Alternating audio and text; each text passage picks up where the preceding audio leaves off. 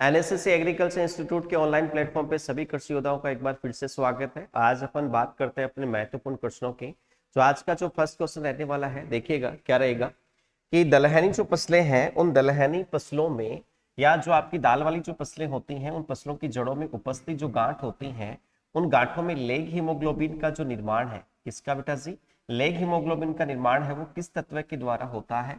तो आपकी जो दाल वाली फसलें हैं उन दाल वाली फसलों की जड़ों के अंदर जो छोटी छोटी गांठें पाई जाती हैं उनको अपन क्या कहते हैं, बैक्टोइडस गांठ कहा जाता है। तो उनका अंदर क्या होता है, एक वर्णक पाया जाता है, पिगमेंट पाया जाता है, उसको अपन कहते हैं लेग हीमोग्लोबिन। और उस लेग हीमोग्लोबिन का जो निर्माण है वो किस तत्व के द्वारा होता है, देखिएगा। फर्स्ट क्वेश्चन दे रखा है इन्होंने, जैसे आयरन है, सेकंड इसका मैग्नीशियम है, थर्ड आपका ऑप्शन है फास्फोरस है, और फोर्थ ऑप्शन है जैसे आपका मोलिब्डेनम है। तो किस तत्व के द्वारा लेग हीमोग्लोबिन का निर्माण किया जाता है, चलिए इसकी पूरी अपन डिटेल से बात करते हैं। देखिएगा आपका जैसे मान लो कि आपका कोई पादप है, क्या है आपका, ये पादप है, कोई एक दलहनी पादप है। कौन सा पादप है, कोई दलहनी फसल का कोई पादप है। तो इस फसल के अंदर अपन कहें कि या जो आपकी पौधे की जो जड़ें होती हैं, ये मानो कि आपकी क्या है, पौधे की जो जड़ें हैं, ये आपकी पौधे की जड़ें आ गई। चलिए ये भी बात अपन ने कर ली। तो आप कोई भी पौधा हो, उस पौधे के अंदर जो जड़ों का जो निर्माण है, किसका निर्माण है, जड़ों का जो निर्माण है, वो निर्माण करने का जो काम है वो काम कौन सा तत्व करता है, आपका फास्फोरस तत्व करता है। कौन सा तत्व करेगा, फास्फोरस। यानी जो जड़ें होती हैं सभी, आप ये नहीं कह सकते अपन दलहनी फसलों के अंदर ही करता है। तो जो आपका फास्फोरस तत्व क्या करता है, जड़ों के निर्माण में सहायक होता है। चलिए इसी के आगे अपन नेक्स्ट और बात अपन करते हैं। तो इन जड़ों के अंदर क्या होती हैं बेटा जी, छोटी छोटी क्या होती हैं, गांठें होती हैं। क्या होती हैं, गांठ होती है। और इन गांठों को अपन कहते हैं क्या है, बैक्टोइडस गांठ कहते हैं। क्या कहते हैं, बैक्टोइडस गांठ कहते हैं। चलिए ये भी अपन को पता चल गया। और इस बैक्टोइडस जो गांठ होती है, उस गांठ का जो निर्माण है वो निर्माण करने का काम भी है वो कौन सा तत्व करता है, आपका फास्फोरस तत्व ही करता है। तो जड़ों का निर्माण भी कौन सा करेगा, फास्फोरस। और आपकी जो दाल वाली फसलें या अपन कह सकते हैं कि जो लेग्यूमिनेसी कुल की जो फसलें होती हैं उन फसलों के अंदर या उनकी जो जड़ें होती हैं, उन जड़ों में जो गांठें होती हैं, उन गांठों का निर्माण कौन सा तत्व करता है, फास्फोरस करता है। आगे देखिएगा, आपकी जो जड़ें होती हैं क्या होती हैं, इन जड़ों के अंदर जो गांठ होती है, इन गांठों में पाया जाता है जीवाणु। क्या पाया जाता है बेटा जी, जीवाणु पाया जाता है। और वो जीवाणु होता कौन सा है, तो उस जीवाणु का नाम होता है बेटा जी राइजोबियम। क्या नाम होता है बेटा जी, राइजोबियम होता है। और ये राइजोबियम काम क्या करता है, तो अपन इसकी बात करें तो जीवाणु, तो अपन को ये पता चल गया कि जो दलहनी फसलें हैं या जो लेग्यूमिनेसी कुल की जो फसलें होती हैं उन फसलों के अंदर जो जीवाणु है वो जीवाणु कौन सा है, राइजोबियम। अब ये राइजोबियम काम क्या करता है, तो कार्य की अपन बात करें तो ये क्या करेगा, वायुमंडल में उपस्थित जो नाइट्रोजन होती है उस नाइट्रोजन का क्या करता है बेटा जी, स्थिरीकरण करने का काम करता है। क्या करेगा, वायुमंडलीय नाइट्रोजन का स्थिरीकरण करने का काम में करता है। तो एक तो अपन को ये पता चले कि जो गांठ होती है उस गांठ में कौन सा जीवाणु होता है, राइजोबियम जीवाणु होता है। चलिए ये बात भी होगी अपनी। चलिए आगे और देखते हैं। आपकी जो ये गांठ आपको दिख रही है, इस गांठ के अंदर एक एंजाइम भी पाया जाता है। क्या पाया जाता है, एक एंजाइम भी पाया जाता है। और उस एंजाइम की अपन बात करें तो उसका नाम क्या होता है, तो उसका नाम होता है नाइट्रोजिनेज। क्या होगा, नाइट्रोजिनेज एंजाइम होता है। तो ये आपका क्या है बेटा जी, आपकी जो लेग्यूमिनेसी या आपकी जो दलहनी फसलें होती हैं, जिस गांठ में जीवाणु होता है उस गांठ में एक एंजाइम भी पाया जाता है। उस एंजाइम का नाम क्या होता है, नाइट्रोजिनेज एंजाइम होता है। इस नाइट्रोजिनेज एंजाइम का जो निर्माण है, वो निर्माण करने का जो काम है वो काम कौन सा तत्व करता है, तो इसका निर्माण करने का काम करता है कौन सा तत्व, आपका मोलिब्डेनम जो तत्व होता है वो क्या करता है, नाइट्रोजन, आपके नाइट्रोजनेज एंजाइम का निर्माण करता है। लेकिन ये एंजाइम भी क्या काम करता है, तो ये भी कार्य करता है बेटा जी किसका, वायुमंडल में उपस्थित जो नाइट्रोजन होती है उस नाइट्रोजन का स्थिरीकरण करने का काम करता है कौन, आपका नाइट्रोजनेज एंजाइम। तो मोलिब्डेनम जो तत्व है वो भी आपकी लेग्यूमिनेसी कुल की फसलों के लिए या आपकी दाल वाली फसलों के लिए आवश्यक होता है। क्यों, क्योंकि उसकी जड़ों में उपस्थित जो गांठें हैं उन गांठों में किसका निर्माण करता है, नाइट्रोजनेज एंजाइम के निर्माण में काम करता है। अब जब मोलिब्डेनम आपकी फसलों को मिलता है तभी किसका निर्माण होता है, नाइट्रोजनेज का। और नाइट्रोजनेज जब बनेगा तभी किसका काम होगा, नाइट्रोजन स्थिरीकरण का। इसलिए यहां से दो तरीके से क्वेश्चन आपको पूछेगा कि दलहनी फसलों में नाइट्रोजन स्थिरीकरण के लिए कौन सा तत्व सहायक होता है, तो नाइट्रोजन स्थिरीकरण करने के लिए कौन सा तत्व होता है, मोलिब्डेनम। क्यों, मोलिब्डेनम ही नाइट्रोजनेज एंजाइम का निर्माण करता है और नाइट्रोजनेज तभी क्या करेगा, नाइट्रोजन स्थिरीकरण करने का। या फिर क्वेश्चन दूसरा क्या पूछ सकता है कि आपके जो दलहनी जो फसलें हैं उनकी फसलों में जो बैक्टीरिया जो गांठ होती होती हैं, जो गांठें होती हैं, उनके अंदर नाइट्रोजनेज एंजाइम का निर्माण किस तत्व के द्वारा? तो आपका कौन सा तत्व? आपका मोलिब्डेनम। नाइट्रोजन स्थिरीकरण में भी कौन सा सहायक होगा? मोलिब्डेनम। और नाइट्रोजनेज एंजाइम के निर्माण में भी कौन सा सहायक होता है? आपका मोलिब्डेनम तत्व होता है। आगे और देखिएगा, आपकी जो गांठें होती हैं, इन गांठों के अंदर क्या होता है? एक जीन भी पाया जाता है। क्या पाया जाता है? जीन। जीन कौन सा पाया जाता है? निफ जीन पाया जाता है। और निफ जीन भी क्या कार्य करता है? आपके नाइट्रोजन स्थिरीकरण करने का ही काम करता है। किसका काम करता है? नाइट्रोजन स्थिरीकरण करने का ही काम में करता है। तो आपकी दलहनी फसलें या जो लेग्यूमिनेसी कुल की जो फसलें होती हैं, उन फसलों में जीवाणु पूछा जाए तो कौन सा? राइजोबियम। एंजाइम पूछा जाए तो नाइट्रोजनेज। जीन पूछा जाए तो कौन सा? Nif gene. ये तीनों ही क्या करते हैं? नाइट्रोजन फिक्सेसी या नाइट्रोजन स्थिरीकरण करने का काम में करते हैं। आगे देखिएगा, आपकी जो दलहनी जो फसलें होती हैं या जो लेग्यूमिनेसी कुल की जो फसलें होती हैं, इन फसलों की जो गांठें होती हैं, इन गांठों के अंदर पाया जाता है बेटा जी क्या? एक वर्णक पाया जाता है। क्या पाया जाता है? एक वर्णक पाया जाता है। और इस वर्णक की अपन बात करें तो इसका नाम क्या होता है? तो इसका नाम होता है लेग हीमोग्लोबिन। क्या नाम होता है बेटा जी? लेग हीमोग्लोबिन नाम होता है। इस लेग हीमोग्लोबिन का निर्माण है, वो निर्माण किस तत्व के द्वारा होता है? तो आयरन और आपका जो मैग्नीज जो तत्व है, ये दोनों तत्व क्या करते हैं? आपकी दाल वाली फसलों के अंदर लेग हीमोग्लोबिन का निर्माण करता है। जिस प्रकार से अपन ये कहते हैं कि अपने जैसे रक्त होता है, जो ब्लड होता है, ब्लड के अंदर जो लाल रंग होता है वो किसके कारण होता है? हीमोग्लोबिन के कारण होता है। तो वैसे ही आपकी दलहनी फसलों में वर्णक कौन सा? लेग हीमोग्लोबिन है, जिसका निर्माण कौन कर रहा है? आयरन और मैग्नीज। इसी लेग हीमोग्लोबिन वर्णक के कारण ये जो गांठें हैं, इन गांठों का जो रंग होता है, वो रंग भी क्या होता है? किस प्रकार का होगा? तो अपन यही देखते हैं, तो यही लिख देते हैं क्या? गांठों का रंग। क्या होगा बेटा जी? गांठों का रंग वो कैसा होता है? तो वो होता है बेटा जी गुलाबी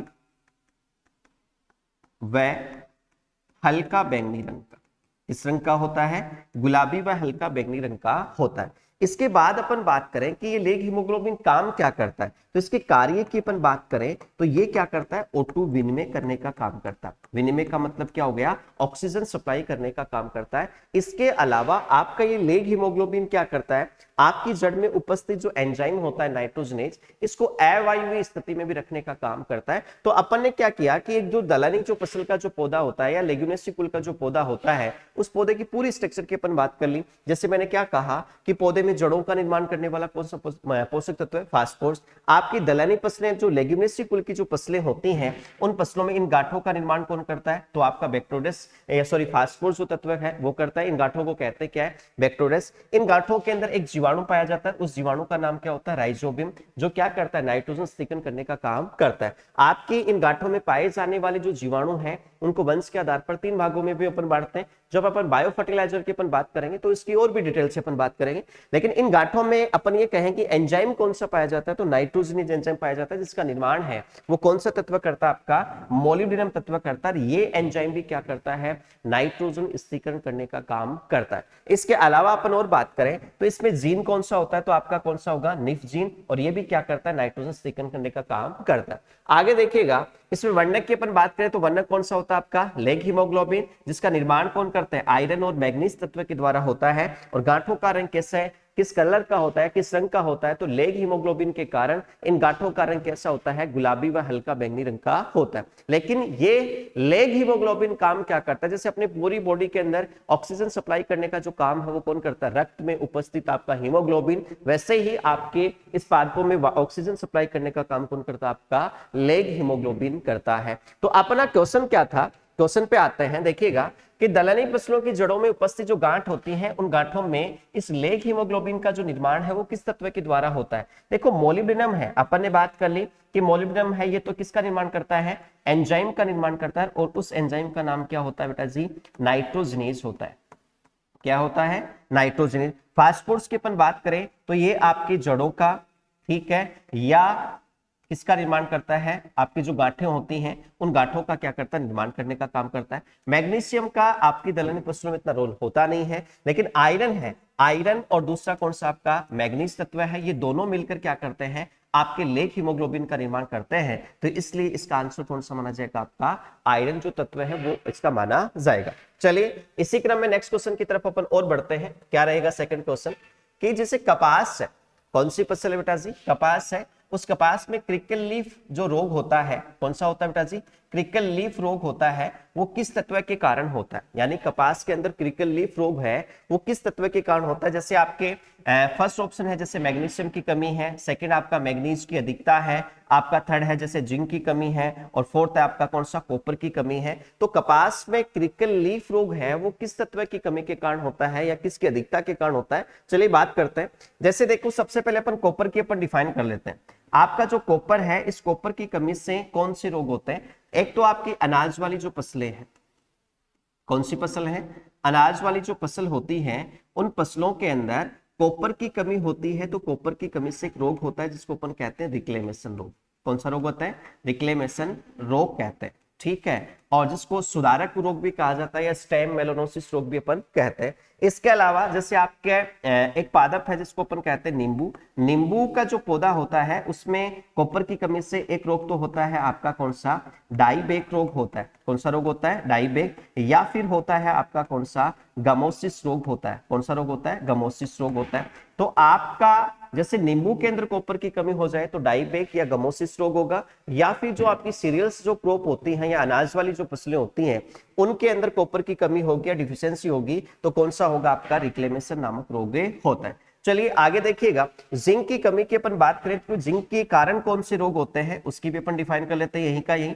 जिंक में देखो एक तो आपका राइस आता है, चावल आता है, और चावल में एक रोग होता है जिंक की कमी से जिसको अपन खेरा रोग कहते हैं, और इस खेरा रोग को सबसे पहले इसको खोज करने का जो काम है वो काम भी किसने किया था, वाईएल लेने नामक वैज्ञानिक के द्वारा किया गया था। ये बहुत बार क्वेश्चन पूछा जाता है कि चावल में खेरा रोग है वो किसकी कमी से होता है, आपके जिंक की कमी से होता है। आगे देखिएगा, इसके अलावा और अपन देखें तो आपकी जैसे अब मक्का होती है, कौन सी फसल होती है, मक्का, उस मक्का के अंदर एक रोग होता है जिसको अपन कहते हैं सफेद कलिका रोग। कौन सा रोग कहते हैं, सफेद कलिका रोग कहते हैं, और जिसको इंग्लिश में कहते हैं अपन व्हाइट बर्ड डिजीज कहा जाता है।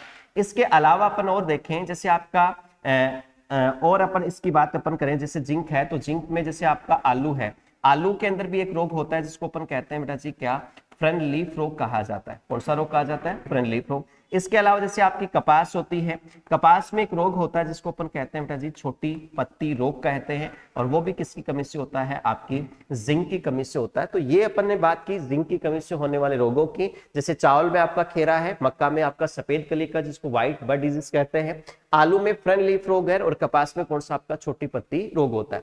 नेक्स्ट देखिएगा आपका मैग्नीज की अधिकता, हाँ ये थोड़ा सा अपन मान सकते हैं कि कपास में मैग्नीज की अधिकता हो जाती है तो आपका कौन सा रोग होता है, आपका क्रिकल लीफ नामक रोग होता है। लेकिन कमी के कारण कौन कौन से रोग होते हैं उसकी भी अपन बात कर लेते हैं यही। देखिएगा एक फसल आती है जिसको अपन कहते हैं जो, और एक आती है आपकी जई। इन दोनों फसलों में मैग्नीज की कमी होती है तो एक रोग होता है जिसको अपन कहते हैं ग्रे स्पेक रोग कहते हैं। क्या कहते हैं, ग्रे स्पेक रोग कहा जाता है। इसके अलावा अपन बात करें जैसे आपका गन्ना होता है तो गन्ने की फसल में मैग्नीज की कमी होती है जिसको उसको अपन कहते हैं फहाला रोग। कौन सा रोग होता है, फहाला रोग। इसी के अलावा जैसे आपकी एक मटर की फसल है, मटर की फसल के अंदर मार्स स्पॉट रोग होता है बेटा जी। कौन सा रोग होता है, मार्स स्पॉट रोग। ये जितने भी जो रोग होते हैं आपके जैसे जो जई में ग्रे स्पेक रोग है, गन्ने में फहाला रोग है, आपका मटर में जो मार्स स्पॉट रोग है, ये सारे के सारे किसकी डिफिशियंसी से होते हैं, आपके मैग्नीज तत्व की कमी के कारण होते हैं। लेकिन बच गया अपन ने देखो तीनों ऑप्शन को सारे के सारे डिफाइन कर लिए, अब बच गए वो इसका क्या होता है आंसर, यानी कपास के अंदर जो आपका क्रिकल लीफ जो रोग होता है वो किसकी अधिकता के कारण होगा, मैग्नीज की अधिकता के कारण होता है, मैग्नीज की कमी के कारण नहीं होता। तो इसके लिए आंसर होगा इसका क्या होगा, मैग्नीज की अधिकता। चलिए इसी क्रम में नेक्स्ट क्वेश्चन की तरफ अपन बढ़ते हैं।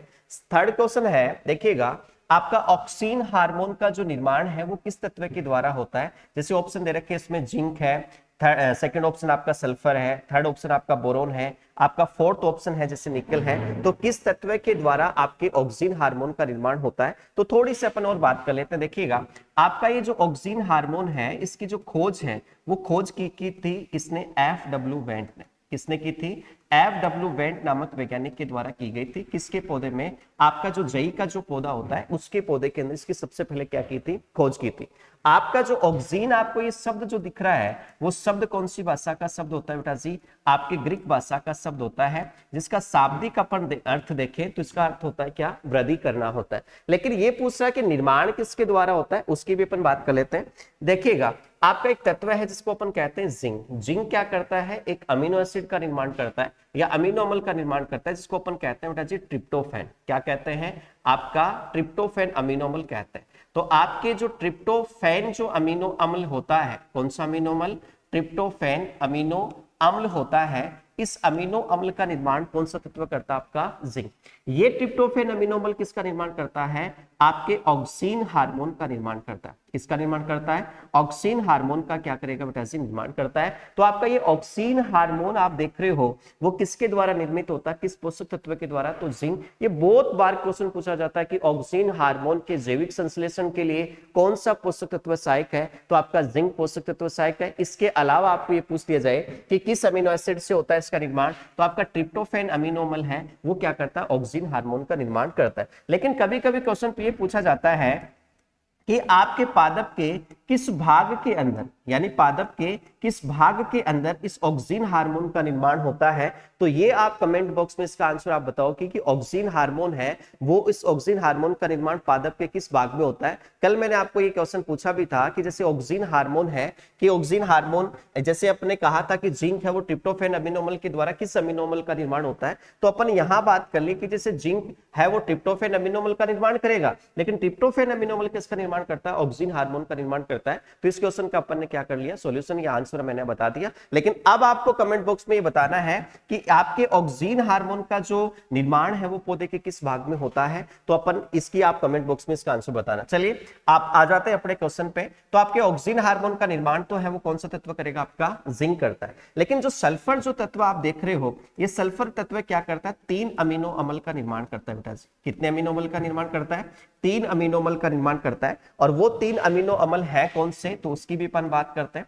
एक तो आता है आपका सिस्टीन आता है, दूसरा आता है बेटा जी आपका सिस्टाइन आता है, और थर्ड आता है बेटा जी आपका मिथियोनीन आता है। तो ये जो 3 अमीनो एसिड आप देख रहे हो, इन अमीनो एसिड का जो निर्माण करने का काम है वो कौन करता है, आपका सल्फर पोषक तत्व करता है। इसके अलावा जैसे अपन बोरोन की अपन बात करें, तो बोरोन को आपके जितने भी सूक्ष्म पोषक तत्व हैं, याद कीजिए अपने लास्ट क्लास में कहा था कि सूक्ष्म पोषक तत्व की टोटल कितनी संख्या बेटा जी, 8 है। तो सूक्ष्म पोषक तत्व में अधातु पोषक तत्व देखा जाए, सूक्ष्म पोषक तत्व में अधातु पोषक तत्व आपको देखा जाए तो वो पोषक तत्व कौन सा, आपका बोरोन है।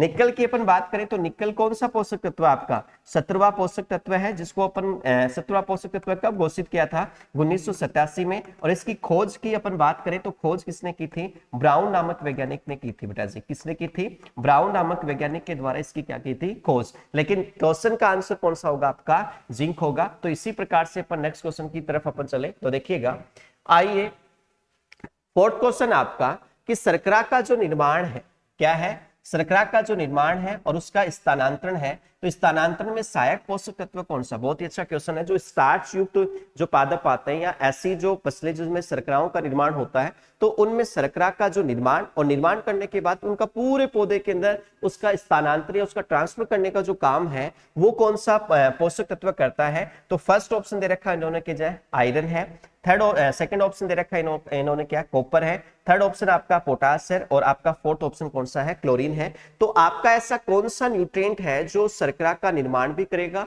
और स्थानांतरण करने का भी काम करता है। तो ऐसे आपको ये पूछ लिया जाए कि शर्करा का जो निर्माण है, निर्माण करने का काम है और उसका स्थानांतरण करने का काम है। क्या करने का बेटा जी, स्थानांतरण करने का जो काम है वो काम कौन से तत्व करते हैं। तो एक तो आता है बेटा जी आपका पोटास तत्व आता है, और दूसरा कौन सा आता है बेटा जी, बोरोन। ये दोनों तत्व क्या करते हैं, शर्करा का निर्माण भी करते हैं और निर्माण करने के बाद में उसका पूरे पौधे के अंदर क्या करते हैं, स्थानांतरण करने का भी काम करते हैं। जैसे अपन एग्जांपल के तौर पे ये कहें कि जैसे आपका गन्ना है, तो गन्ने के अंदर अपन ये कहते हैं कि जो स्वाद आता है, मिठास आता है, वो किसके कारण आता है, शर्करा के कारण आता है। और आपकी गन्ने में जो पाई जाने वाली जो शर्करा होती है वो कौन सी होती है, सुक्रोज होती है। तो सुक्रोज का निर्माण और निर्माण करने के बाद उसका पूरे पौधे में स्थानांतरण करने का काम है वो कौन सा तत्व करता है, आपका पोटास। तो शर्करा के निर्माण और स्थानांतरण में सहायक जो पोषक तत्व है वो पोषक तत्व कौन सा होता है, आपका पोटास तत्व सहायक होता है।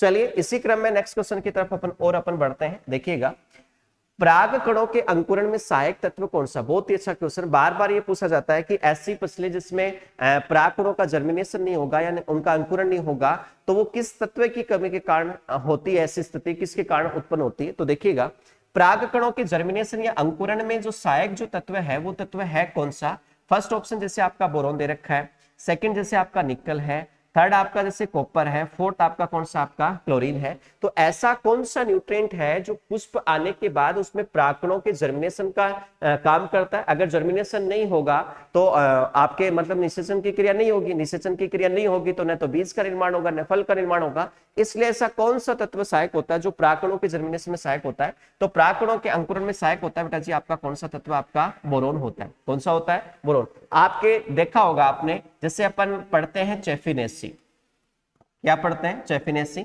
और ये चेफिनेसी की स्थिति है वो किसके अंदर आती है बेटा जी? आपके सूरजमुखी के अंदर आती है। और सूरजमुखी के अंदर किसकी कमी के कारण आती है? तो वो बोरोन की कमी के कारण आती है। किसकी कमी के कारण? बोरोन की कमी के कारण आती है। जब आपके सूरजमुखी के पौधे में बोरोन की कमी हो जाती है तो इसमें क्या होता है कि इनमें परागकणों का, किसका बेटा जी? परागकणों का क्या नहीं होता है, यानी अंकुरण नहीं होता है। और अंकुरण नहीं होता है तो आपके मतलब जो पुष्प होता है वो उस पुष्प में किसका निर्माण नहीं होता? बीज का जो निर्माण है वो निर्माण नहीं हो पाता है। और नहीं हो पाता है तो आपके सूरजमुखी का जो पुष्प होता है वो पुष्प क्या रह जाता है? खाली। और खाली रहने की स्थिति को अपन क्या कहते हैं? चेफिनेसी। और ये सूरजमुखी में जो चेफिनेसी जो अवस्था आती है वो किस तत्व के कारण आती है? आपके बोरोन तत्व के कारण आती है। तो बोरोन जो तत्व है वो क्या करता है? परागकणों के अंकुरण में भी क्या होगा बेटा जी? सहायक होता है। इसके अलावा अपन और बात करें आपका बोरोन और किस में सहायक होता है? तो ये क्या करता है? जैसे वेजिटेबल होती है उनमें स्वाद को बढ़ाने में कभी क्या करता है? काम करता है। ठीक है। एक आपका अधातु पोषक तत्व भी सूक्ष्म पोषक तत्व की दृष्टि से देखा जाए तो ये भी पोटास के समान क्या करता है? शर्करा का निर्माण और स्थानांतरण में क्या होगा बेटा जी? सहायक होता है।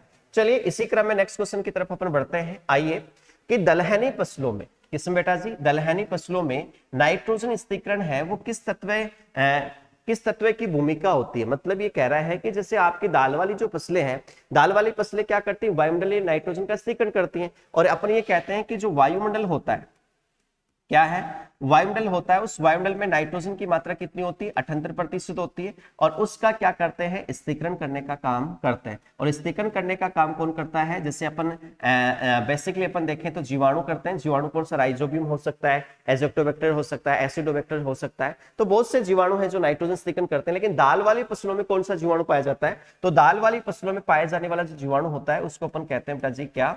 राइजोबियम कहा जाता है। क्या कहा जाता है? राइजोबियम। तो आपकी दलहनी फसलों में नाइट्रोजन स्थिरीकरण में किस तत्व की भूमिका निभाती है? इसकी अपन ने बात भी की थी थोड़ी देर पहले, जैसे अपन ने पूरा डायग्राम बना के समझा था। जैसे ये देखो, आपका मैंने कहा दलहनी पादप है। दलहनी पादप के अंदर जैसे मान लो ये एंजाइम है, इस एंजाइम का निर्माण कौन सा तत्व करता है? मोलिब्डेनम करता है। अगर ये कहें कि अपन आपकी दाल वाली जो फसलें, लेग्यूमिनेसी कुल की फसलें, उनको मोलिब्डेनम दे ही नहीं, उपलब्धि नहीं करवाएं, तो इसकी डिफिशियंसी रहेगी, यानी कमी रहेगी। कमी रहेगी तो किसका निर्माण नहीं होगा? नाइट्रोजनेज एंजाइम का निर्माण नहीं होगा। और नहीं होगा तो कौन सा काम नहीं होगा? नाइट्रोजन स्थिरीकरण का। तो आपके जितने भी अपन पोषक तत्व की बात करें, जैसे फास्फोरस भी आवश्यक होता है, आपका मोलिब्डेनम भी आवश्यक होता है, आयरन और मैग्नीज भी आवश्यक होता है, लेकिन इनमें सबसे ज्यादा आवश्यक कौन सा होता है? आपका मोलिब्डेनम। इसलिए नाइट्रोजन स्थिरीकरण में भूमिका निभाने वाला जो तत्व है वो तत्व कौन सा तत्व होता है बेटा जी? आपका मोलिब्डेनम जो तत्व है वो होता है। तो इसका आंसर कौन सा माना जाएगा? आपका मोलिब्डेनम। क्यों होता है? तो मैंने आपको कहा ये आपकी जो दलहनी फसलें हैं उनमें किसका निर्माण करता है?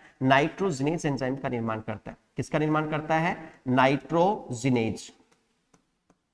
नाइट्रोजिनेज एंजाइम का क्या करता है बेटा जी? निर्माण करता है। और ये नाइट्रोजिनेज क्या करता है? आपकी मृदा के अंदर नाइट्रोजन स्थिरीकरण करने का काम में करता है। तो आंसर कौन सा माना जाएगा? आपका मोलिब्डेनम है वो माना जाएगा। चलिए आगे देखिएगा, इसमें देखो दो ऑप्शन और देने, आयरन और मैग्नीज। ये क्या करते हैं दलहनी फसलों में? थोड़ी देर पहले अपन ने कहा था कि लेग हीमोग्लोबिन, किसका बेटा जी? लेग हीमोग्लोबिन होता है। उस लेग हीमोग्लोबिन का जो निर्माण है वो निर्माण करने का जो काम है वो काम कौन सा तत्व करते हैं? आयरन और मैग्नीज तत्व के द्वारा होता है।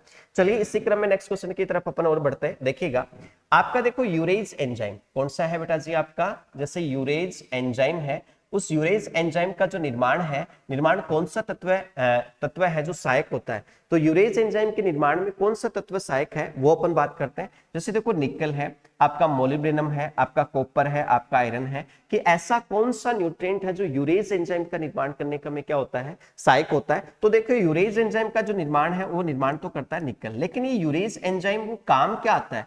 वो यूज किसमें अपन करते हैं, किसमें उपयोग में करते हैं? तो इसकी भी अपन देखो थोड़ी सी अपन बात करेंगे। जैसे देखिएगा आपके कार्बनिक पूरक होते हैं, कौन से होते हैं बेटा जी? आपके कार्बनिक पूरक होते हैं और कार्बनिक उर्वरकों की अपन बात करें तो दो होते हैं, जैसे आपका एक तो यूरिया होता है, ठीक है, और एक होता है बेटा जी आपका कैल्शियम साइनाइड। कौन सा होता है? कैल्शियम साइनाइड होता है। अब यूरिया के अंदर भी नाइट्रोजन होता है, कितना? 46%।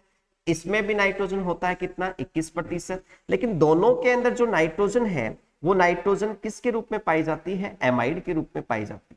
किसके रूप में पाई जाती है? एमाइड के रूप में। अब यूरिया और कैल्शियम साइनाइड का अपन जैसे अपन ये कहें कि मृदा में इनका उपयोग करते हैं, उपयोग करने के बाद अपन ये कहते हैं कि जैसे यूरिया अपन फसलों में देते हैं तो फसलों में देने के बाद में सिंचाई भी करते हैं क्योंकि पानी के साथ ये पिघलता है। तो ये क्या करते हैं, जैसे अपन यूरिया का उपयोग मृदा के अंदर करते हैं तो ये इनमें उपस्थित जो 46 नाइट्रोजन दिख रही है आपको, 21% नाइट्रोजन दिख रही है, तो ये क्या करते हैं, इस नाइट्रोजन को किसके रूप में रिलीज करते हैं? आपके यानी एमाइड के रूप में रिलीज करते हैं बेटा जी। किसके रूप में रिलीज करते हैं? एमाइड के। अब एमाइड के रूप में कोई भी पौधा नाइट्रोजन को ग्रहण करता ही नहीं। पौधे का जो जड़ युक्त जो क्षेत्र वाला भाग अपन देखें तो वो नाइट्रोजन को एमाइड के रूप में ग्रहण नहीं करता, वो तो नाइट्रेट या अमोनियम के रूप में ग्रहण करता है। तो आपका जैसे ही मान लो कि आपका यूरिया है तो ये अपन ने उपयोग किया, उपयोग करने के बाद ये तो मृदा में नाइट्रोजन को रिलीज करेगा किसके रूप में?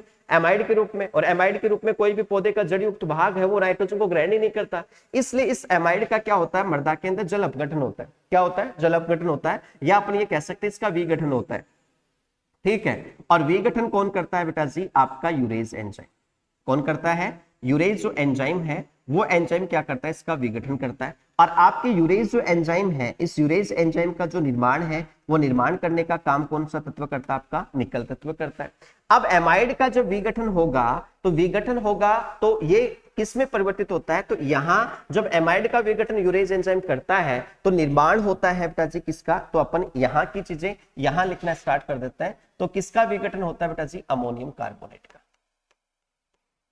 अमोनियम कार्बोमेट का निर्माण होता है। किसका निर्माण होता है? अमोनियम कार्बोमेट का निर्माण होता है। और ये अमोनियम कार्बोमेट क्या करता है? किस में बदलता है बेटा जी? थोड़ी देर में आपके अमोनियम में बदलता है।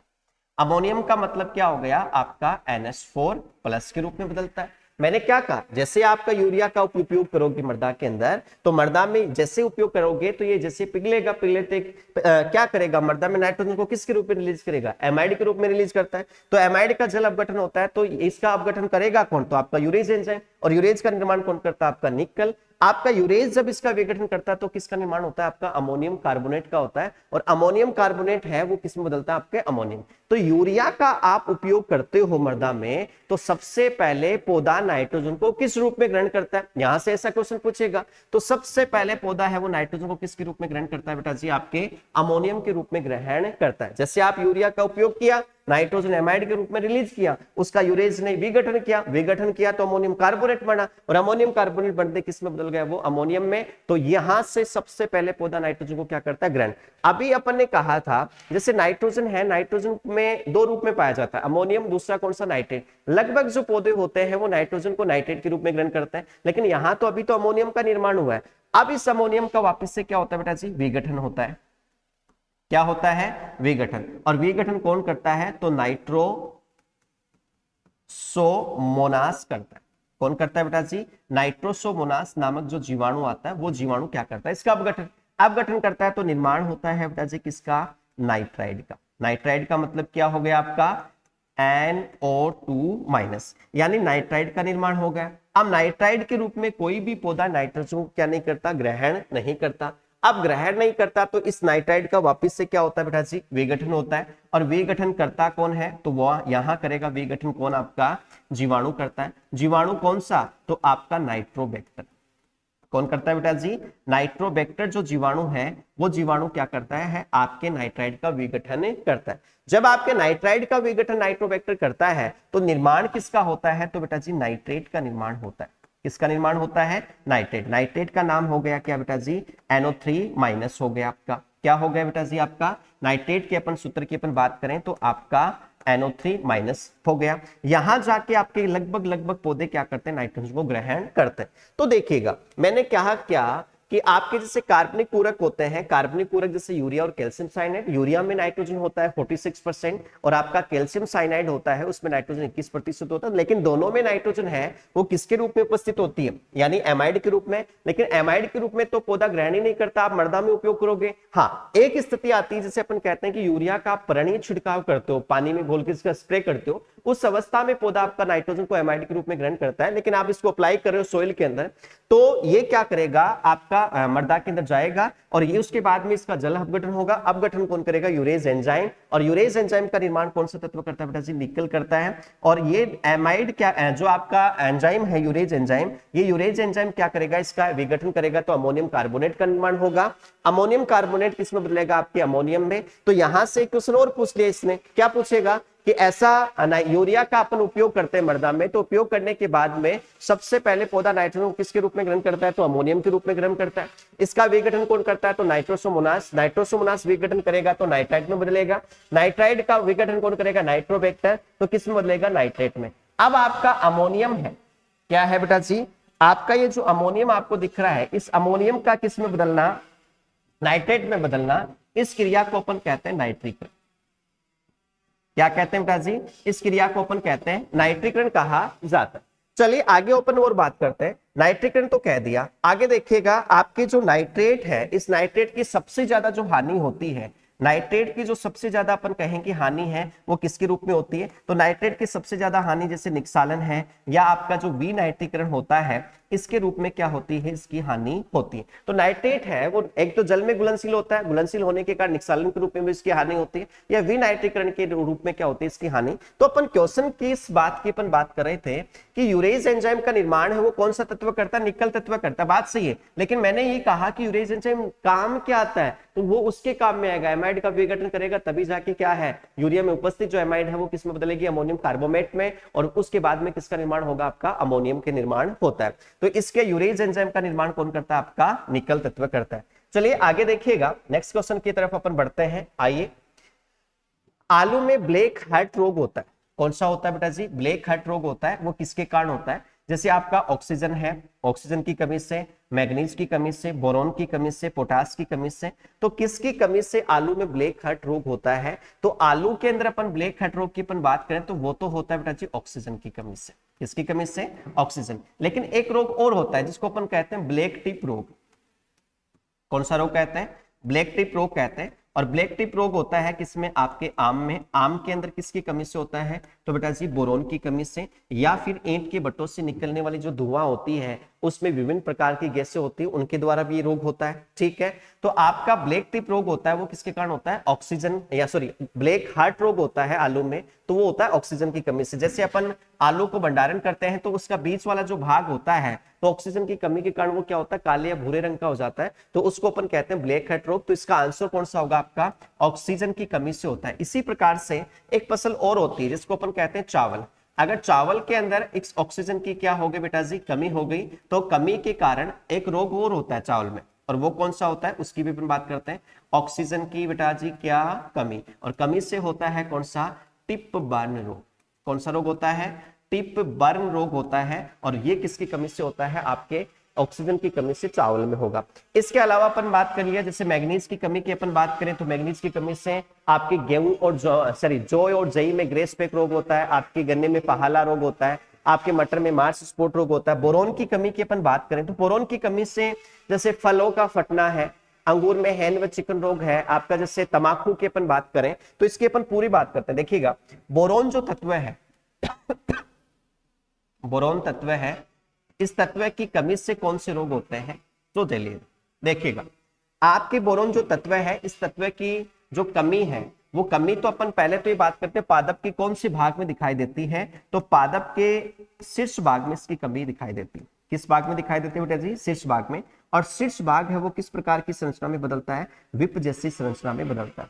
कैसी संरचना में, विप जैसी संरचना में बदलता है। तो इसका मैंने आपको लास्ट क्लास में पूछा था कि जैसे अपन ने कहा था, क्वेश्चन था कि कैल्शियम की कमी के लक्षण कहाँ दिखाई देते, तो पौधे के शीर्ष भाग में। और किस आकार या किस संरचना का निर्माण करता है, तो अपन ने कहा हुकनुमा संरचना का निर्माण करता है। वैसे ही वहां पे मैंने आपको कहा था कि शीर्ष भाग पर किसकी कमी के लक्षण दिखाई देते हैं, बोरोन के। लेकिन बोरोन किस प्रकार की संरचना का निर्माण करता है, तो विप जैसी संरचना का निर्माण करता है। तो ये मैंने यहाँ आपको बता दिया है कि बोरोन की कमी है वो पौधे के शीर्ष भाग में होगी, और शीर्ष भाग किस प्रकार की संरचना का निर्माण करेगा, विप जैसी संरचना का निर्माण करता है। आगे आइए, बोरोन की कमी से रोग क्या होते हैं, जैसे मैं अपन कहते हैं फल का फटना। क्या फटना, फल का फटना, किसकी कमी से, बोरोन की कमी से। इसके अलावा जैसे आपका अंगूर होता है, अंगूर में कौन सा रोग होता है बेटा जी, हेन व चिकन जो रोग होता है वो रोग किसकी कमी से होता है, बोरोन की कमी से होता है। इसके अलावा अपन बात करें, जैसे आपका तंबाकू होता है, तो तंबाकू में टॉप सीकनेस रोग होता है बेटा जी। कौन सा रोग होता है, टॉप सीकनेस रोग होता है, वो किसकी कमी से होता है, आपकी बोरोन की कमी से होता है। इसके अलावा जैसे आपकी फूल गोभी है, कौन सी गोभी है, फूल गोभी है, उस फूल गोभी में कौन सा रोग होता है, तो एक तो आपका ब्राउनिंग रोग होता है। अपन इधर बात कर लेते हैं फूल गोभी की। आपकी जैसे फूल गोभी होती है, ठीक है, तो फूल गोभी के अंदर कौन से रोग होते हैं, तो एक तो होता है बेटा जी ब्राउनिंग रोग। कौन सा रोग होता है, ब्राउनिंग रोग होता है। इसके अलावा और अपन बात करें तो होलो हार्ट व हार्ट रोट रोग होता है, ठीक है। इसके अलावा अपन बात करते हैं, जैसे लार्सन रोग होता है, ठीक है, ये भी किसके कारण होता है, आपकी बोरोन की कमी के कारण होता है। इसके अलावा अपन और बात करें बोरोन की कमी से और क्या रोग होते हैं, तो आपकी जो मूंगफली है, कौन सी है बेटा जी, मूंगफली है, उस मूंगफली में होलो हार्ट की समस्या हो जाती है। किसकी समस्या हो जाती है, होलो हार्ट की समस्या उत्पन्न हो जाती है। अब होलो हार्ट की समस्या उत्पन्न क्या होती है, जैसे मान लो कि आपकी मूंगफली की फली है और उस फली के अंदर जैसे मान लो कि ये दाने हैं, तो आपके जो दाने हैं, तो इन दानों के अंदर जो ये गैप रहता है ना, इस गैप रहने की स्थिति को अपन क्या कहते हैं, होलो हार्ट कहते हैं। और वो किसकी तत्व की कमी के कारण होती है, आपकी बोरोन तत्व की कमी के कारण होती है।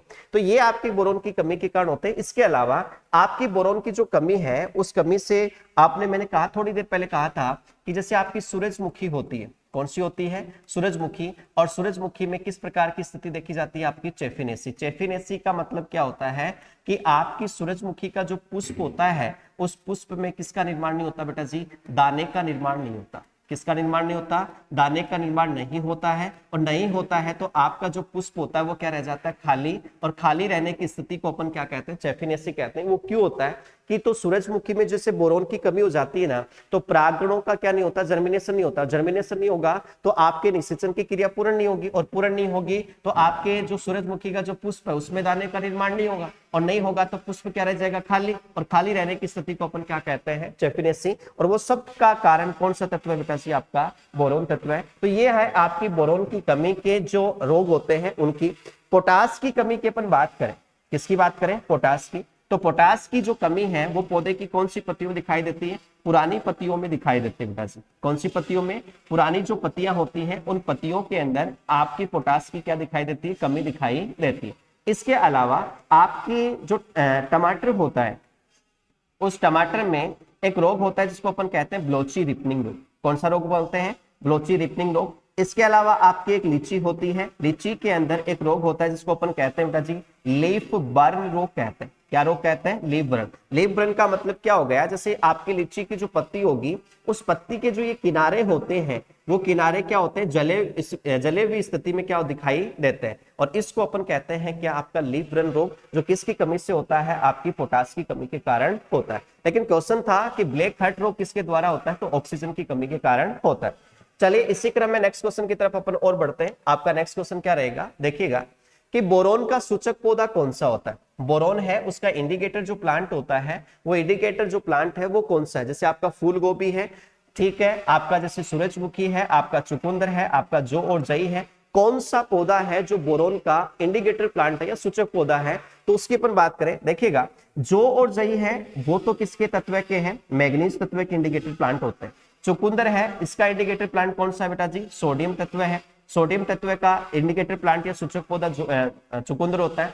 फूल गोभी की अपन बात करें तो मोलिब्डेनम जो तत्व है, इस मोलिब्डेनम तत्व का सूचक पौधा कौन सा है, फूल गोभी है। आपने देखा होगा कि फूल गोभी में मोलिब्डेनम तत्व की कमी होती है तो एक रोग भी हो जाता है। अगर आपकी फूल गोभी में इसकी कमी होगी तो कमी होने से एक रोग होता है विपटेल रोग। कौन सा रोग होता है, विपटेल रोग। ऐसी एग्जाम नहीं है एग्रीकल्चर की जिसमें ये क्वेश्चन नहीं पूछा गया हो कि विपटेल रोग है वो किसकी कमी से होता है, फूल गोभी में, तो मोलिब्डेनम की कमी से होता है। बच गया कौन सा आपका सूरजमुखी, तो आंसर कौन सा होगा आपका सूरजमुखी। तो बोरोन तत्व का इंडिकेटर प्लांट या सूचक पौधा कौन सा होता है आपका, सूरजमुखी होता है। चलिए इसी क्रम में नेक्स्ट क्वेश्चन की तरफ अपन और बढ़ते हैं। देखिएगा कि पौधे फास्फोरस और पोटेशियम का अवशोषण किस प्रक्रिया से करते हैं। यानी जैसे आपके जो पादप होते हैं तो पादप क्या करेगा, पोषक तत्वों का अवशोषण मृदा से करेगा, और मृदा से करता किससे, जैसे अलग अलग मेथड होते हैं, जैसे कौन कौन से, जैसे आपका विसरण हो गया, जड़ संपर्क हो गया, मास फ्लो हो गया।